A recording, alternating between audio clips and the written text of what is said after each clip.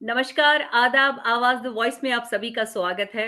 हमारे साथ हैं आज हमारे मेहमान जावेद मीर, पैरामाउंट स्कूल के चेयरपर्सन, पैरामाउंट स्कूल जो कि पुलवामा पिंगलन में है। तो आइए इनसे जानते हैं, इनसे हम बातचीत करते हैं। आवाज़ द वॉइस में आपका स्वागत है। सबसे पहले आपका स्वागत करते हैं। बहुत-बहुत स्वागत है जावेद मीर आपका। बहुत शुक्रिया आपका।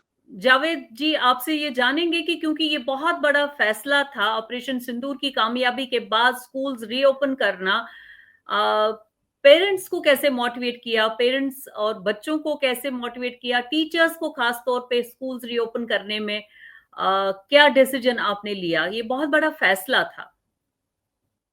जैसा कि मैंने पहले भी बता दिया है कि हमारा जो विसिनिटी है, हमारा जो एरिया है, इसमें इसका ज़्यादा कुछ जी, उसमें असर नहीं रहा है।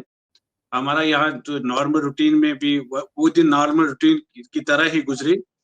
फिर भी जी, जो पेरेंट्स हैं या जो स्टूडेंट्स हैं, उनको बिल्कुल ये ऐसा उनको लगने लगा है कि हम अच्छे से स्कूल जा सकेंगे, हमारा स्कूल में ही ज़्यादा फ़ायदा है बनिस्बत कि हम घर में बैठेंगे।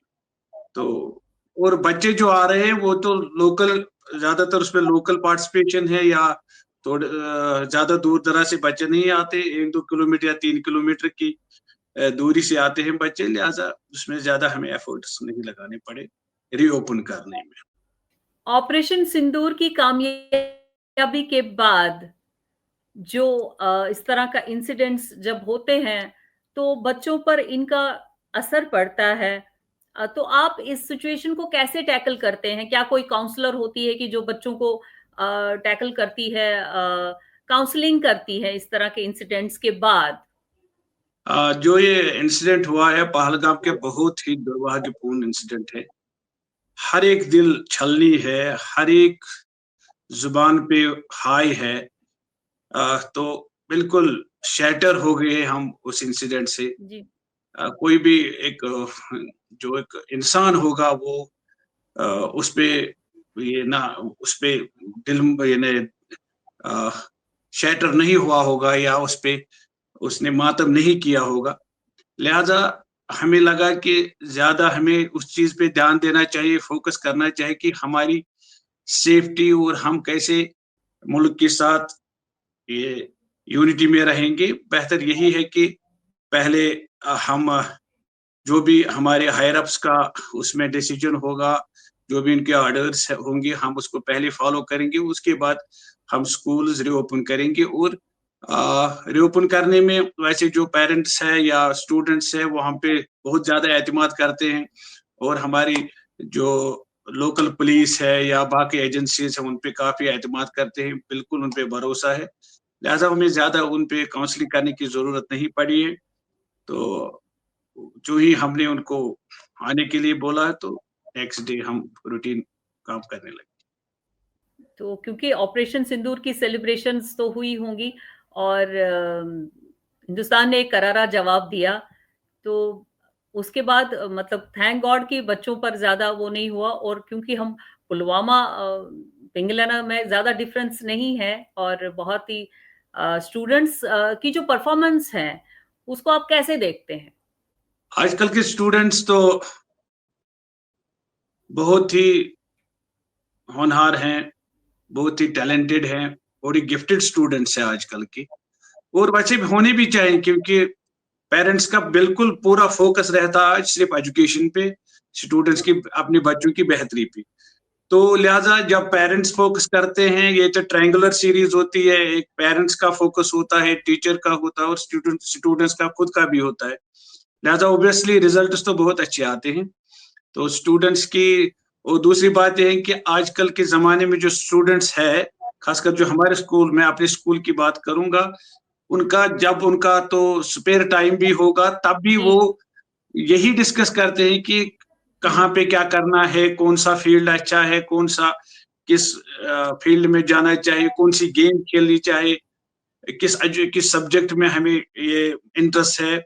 और हम भी देखते हैं कि किस बच्चे में क्या सलाहियत है, तो हम उसको उसी हिसाब से गाइड करते हैं और इंशाल्लाह हमारा जो रिजल्ट्स आते हैं, बोर्ड रिजल्ट्स आते हैं वो बिल्कुल इंस्पायरिंग होते हैं और एनकरेजिंग भी होते हैं। हम बहुत-बहुत अब ऊपर वाले का बिल्कुल शुक्र अदा करते हैं कि हमें अपनी कामयाबी का भरपूर मुआवज़ा मिलता है, सिला मिलता तो ऑपरेशन सेलिब्रेशन की कामयाबी के बाद आप अपने बच्चों को क्या कहते हैं ना, टैकल तो हमने सुन ही लिया कि ज़्यादा नहीं करना पड़ा और देश को क्योंकि बच्चे जो होते हैं उनका भविष्य होते हैं देश का, तो उनको क्या मैसेज देते हैं आप?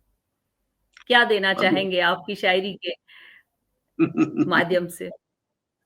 तो बच्चे तो बिल्कुल मुस्तकबिल होते हैं, हर एक कौम के मुस्तकबिल होते हैं।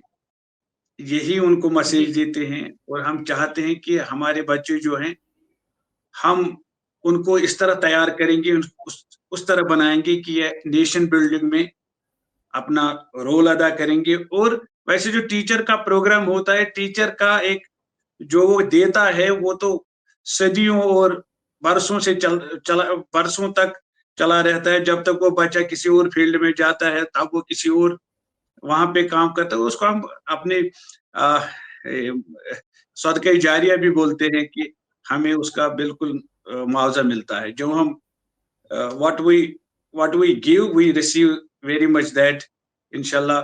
और हम हमारा जो फ़ोकस होता है वो यही होता है कि हमारा जो आने वाला कल होगा वो बहुत ही खुशगवार होना चाहिए, बहुत ही पीसफुल होना चाहिए, बहुत ही बिल्कुल उसमें हर एक की खुशहाली होनी चाहिए। देशभक्ति का जज़्बा है, तो उस पे कुछ क्योंकि पुलवामा जो है, वहाँ तो सारे शायर हैं, तो आप अपनी तरफ से आप जो स्टूडेंट्स को भी देशभक्ति जगाते हैं, तो उसके लिए कुछ शायराना अंदाज़ में आप कुछ कहना चाहेंगे?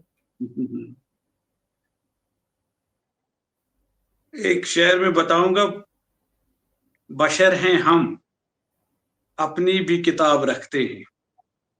बशर हैं हम, अपनी भी किताब रखते हैं, लोग फ़कत गलतियों का हिसाब रखते हैं।